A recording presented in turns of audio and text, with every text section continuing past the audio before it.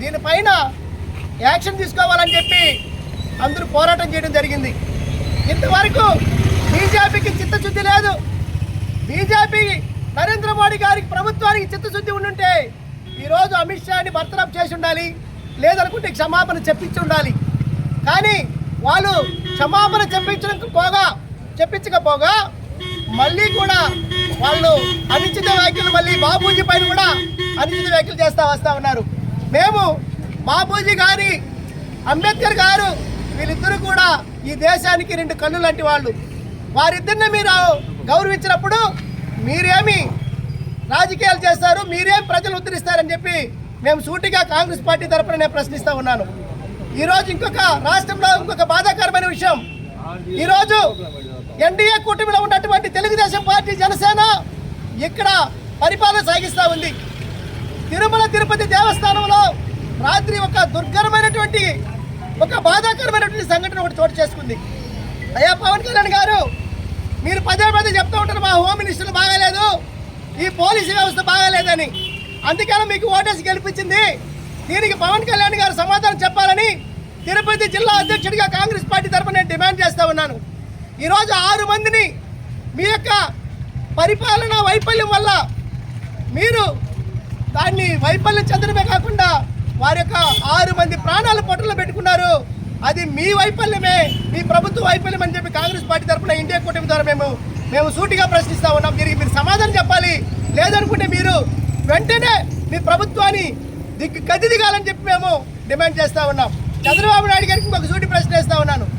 అయ్యా, మీకు మోడీ గారు వస్తే మాత్రం పల్లెలు ఎత్తుకొని వారికి సన్మానం చేయడం మాత్రం మాకు తెలిసే, ఈరోజు రాష్ట్రంలో ఈరోజు ఈ యొక్క విశాఖ ఉక్కు స్టీల్ ప్లాంట్కి ప్రైవేటీకరణ చేస్తామని చెప్పి ఆయన మాట చెప్పాడు. ఈరోజు దానిపైన మీరు ఏం మాట్లాడారు అని చెప్పి మేము సూటిగా ప్రశ్నిస్తూ ఉన్నాం. కనీసం దానిని ప్రైవేటీకరణ చేయడం మాత్రమే కాదు, పోలవరం ప్రాజెక్ట్ తీసుకున్నా, అమరావతి తీసుకున్నా, ఏ ఒక్కరి యొక్క విద్యా వైద్యం ఉపాధి కల్పనలో తీసుకున్నా, ఏ ఒక్కరికి కూడా స్త్రీలకు తీసుకున్నా కూడా ఏ ఒక్కరికి కూడా న్యాయం చేసేటువంటి రాబోయేది కాంగ్రెస్ పార్టీ రాహుల్ గాంధీ గారి నాయకత్వంలో ఈ దేశాన్ని పరిపాలించబోయేది ఖాయం. పేదవారికి అందరికీ కూడా మంచిని రాబోయేది ఖాయం. మీరు ఎప్పుడైతే ఈ దేశాల్లో మీరు ఈ ప్రభుత్వం నుంచి దిగిపోతారో ఈ దేశానికి పీడ వదిలిపోతుంది, ఈ రాష్ట్రం బాగుపడుతుంది, ఈ దేశం బాగుపడుతుంది. మేము ఎన్డీఏ కూటమిలో మీరు చంద్రబాబు నాయుడు గారు, మీరు ప్రత్యేక హోదా గురించి మీరు ఏం మాట్లాడారో మాకు అర్థం కాల. మీరు ప్రత్యేక హోదా సంజీవన్ లాదని చెప్పినటువంటి మీరు ఎందుకు మోడీని ప్రశ్నించలేకపోతున్నారని చెప్పి ఈ సందర్భంగా నేను మిమ్మల్ని తెలియజేస్తా ఉన్నాను. కాబట్టి తప్పనిసరిగా అంబేద్కర్ పైన అనుచిత వ్యాఖ్యలు చేసినటువంటి అమిత్ షా వెంటనే బర్తరఫ్ చేయాలని మేము ఇండియా కూటమి ద్వారా కాంగ్రెస్ పార్టీ ద్వారా తిరుపతి జిల్లా అధ్యక్షుడిగా మేము డిమాండ్ చేస్తున్నామని తెలియజేసుకున్నాను. Thank you. ఈ మొత్తం సమగ్రమైనటువంటి ఈ చట్టాన్ని అంబేద్కర్ రాయడం జరిగింది. ఈ రాజ్యాంగం రాయడం అంటే తమాషాగా 60 దేశాలు తిరగడము, సమాచారం సేకరించడము, పొందుపరచడము ఇవేం తమాషా విషయాలు కాదు. ఎవరు అందరూ ఆ కమిటీలో అందరూ ఉన్నారు. గాంధీ మొరార్జీ దేశాయ్ తప్ప మిగతా అందరూ నాయకులు ఆ కమిటీలో ఉన్నారు. కానీ ఎవరు చేయలేకపోయినారు. అందుకని అందరూ కూడా భారత రాజ్యాంగ నిర్మాత బాబాసాహెబ్ అంబేద్కర్ అందరూ ఒప్పుకొని సత్యం. కానీ ఈరోజు బీజేపీ ప్రభుత్వం ఏనాడు కూడా ఈ భారత రాజ్యాంగాన్ని వాళ్ళు ఒప్పుకోలేదు. ఎందుకు ఒప్పుకోలేదంటే వాళ్ళు బ్రిటిష్ వాళ్ళకు తొత్తులు. 2 సంవత్సరాల 11 నెలల 18 రోజులు పట్టింది.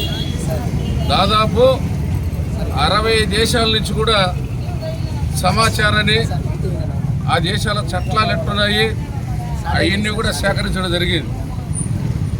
4 మెయిన్ కమిటీలు, 21 సబ్ కమిటీలు, దాదాపు 500 మందితో ఏర్పడిన కమిటీలతో 60 దేశాలను అధ్యయనం చేసి 64 లక్షల రూపాయలు ఆ రోజుల ఖర్చు. ఈ సమాచారంతో సేకరించిన తర్వాత drafting committee chairman doctor Babasaheb Ambedkar ఈ మొత్తం సమాచారం తెచ్చి డ్రాఫ్టింగ్ కమిటీకి పెట్టేసిన తర్వాత ఆ డ్రాఫ్టింగ్ కమిటీలు కూడా 7 మందే. 7 మందిలో 2 చనిపోయినారు, 2 రిటైర్ అయినారు. కేవలం బాబాసాహెబ్ అంబేద్కర్, ఇంకొక 2 గోపాలకృష్ణ అయ్యంగారు, ఇంకొక కల్లాడి అయ్యరు,